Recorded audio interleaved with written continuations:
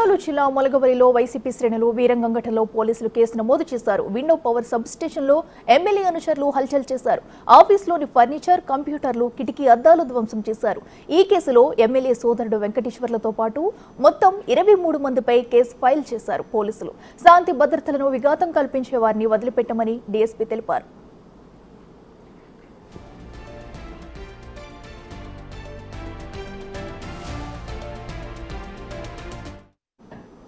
ఈ దాడుల్లో మొత్తం 3 ప్రాంతాలలో ₹1,00,000 ఆస్తి నష్టం జరిగిందన్నారు డీఎస్పీ. ప్రస్తుతం ఆలూరు మండలంలో పిక్టింగ్ లో నిర్వహిస్తున్నట్లు డీఎస్పీ తెలిపారు. వాళ్ళు స్వతంత్రంగా చట్టాన్ని తమ చేతుల్లో తీసుకొని అల్లరి చేయడానికి చూస్తూ ఉంటే వీళ్ళని కూడా అదుపులోకి తీసుకొని వీళ్ళందరినీ కూడా మైండ్ ఓవర్ చేస్తున్నాము. శాంతి భద్రతలకు విఘాతం కలిగించే పరిస్థితుల్లో ఎవరున్నా సరే, ఎలాంటి పరిస్థితుల్లో ఉన్నా సరే, ఇర్రెస్పెక్టివ్ ఆఫ్ ఎనీ పార్టీ అందరిపైన కూడా చట్టపరమైన చర్యలు తీసుకోవడం జరుగుతుంది.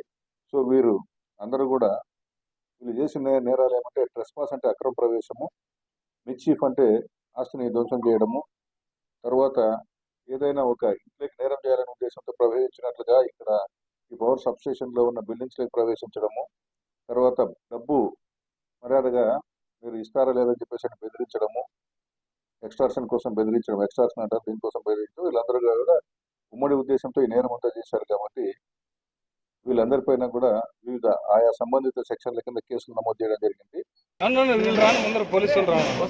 ఇదంశానికి సంబంధించి మరింత సమాచారం మా ప్రతినిధి శ్రీరామ్ అందిస్తారు. శ్రీరామ్, చెప్పండి, మరి ఫర్నిచర్ ను ధ్వంసం చేసిన వైసీపీ శ్రేణులను మొత్తం 23 మందిని అదుపులోకి తీసుకున్నట్టు తెలుస్తుంది పోలీసులు. దీనికి సంబంధించి డీటెయిల్స్ ఏంటి?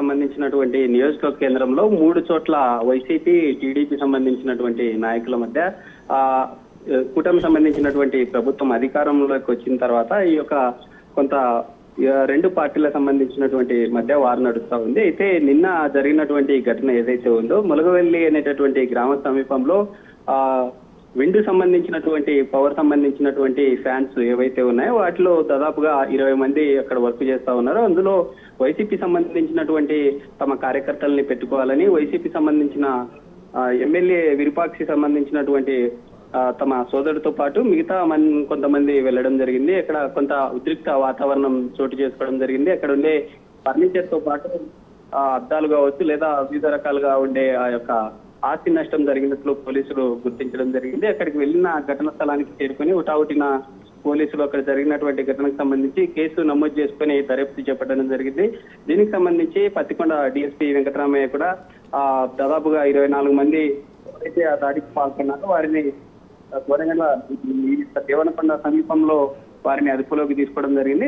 అయితే మొత్తంగా ఈ వ్యవహారానికి సంబంధించి గత కొంతకాలంగా అక్కడ ఉండే ఆ కాన్స్టిట్యున్సీలో వైసీపీ సంబంధించిన ప్రభుత్వం ఎమ్మెల్యేగా అక్కడ కొలువు తీరినటువంటి క్రమంలో కూడా టీడీపీ సంబంధించిన వర్గాల వారు అక్కడ తమదే ఆధిపత్యంగా కొనసాగుతుంది అనేటటువంటి నెపంతో నిన్న వైసీపీ సంబంధించినటువంటి కార్యకర్తలు ఆ ఆగ్రహంతో అక్కడికి వెళ్ళడం జరిగింది.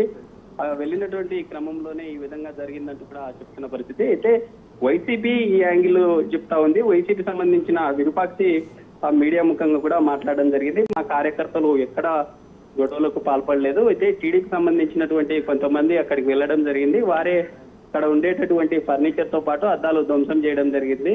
కావాలంటే అక్కడ ఉండేటటువంటి స్థానికంగా సీసీ ఫుటేజ్ ఆధారంగా కేసులు నమోదు చేయాలి. పోలీసులు కూడా జరిగినటువంటి ఘటనకు సంబంధించి నిజాలను నిగ్గు తెలుసాలని కూడా కోరుతున్న పరిస్థితి అయితే కనిపిస్తా ఉంది. అయితే టీడీపీ అక్కడ జరిగినటువంటి ఘటనకు సంబంధించి వైసీపీ సంబంధించినటువంటి వారే ఈ ఘటనకు పాల్పడ్డారంటూ స్థానికంగా ఉండే ఆ యొక్క కంపెనీ దగ్గరికి పోలీసులను తీసుకెళ్లి మొత్తం లాక్ చేసినటువంటి ఆ ఘటన ఏదైతే ఉందో అక్కడికి వెళ్ళి జరిగినటువంటి ఘటనకు సంబంధించి చెప్పామంటూ కూడా చెప్తున్నారు. అయితే ఇప్పటికే జరిగినటువంటి ఘటనకు సంబంధించి 3 చోట్ల 3 ప్రాంతాల్లో ఈ దాడులు జరగడం జరిగింది. వాటిని మేము ఐడెంటిఫై చేశామంటూ మీడియా ముఖంగా స్థానికంగా ఉండేటటువంటి డిఎస్పీ కూడా గతంలో ఉండేటటువంటి ఏవైతే ఘటనలు ఉన్నాయో వాటిని పరిగణలోకి తీసుకుంటున్నాం. అయితే గ్రామీణ ప్రాంతాల్లో ఎక్కడ కూడా అవాంఛనీయ ఘటనలు జరగకుండా ముందస్తు కూడా మైండ్ ఓవర్ సంబంధించినటువంటి కొంతమందిని గుర్తించి వారి మీద కూడా మైండ్ ఓవర్ సంబంధించినటువంటి కేసులు నమోదు చేస్తున్నాం. అయితే 24 మందిని ఇప్పటికే ఆలూరు స్థానికంగా ఉండే పోలీస్ స్టేషన్ లోనే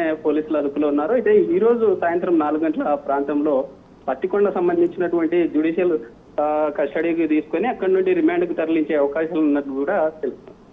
రైట్ శ్రీరామ్, థ్యాంక్ యూ.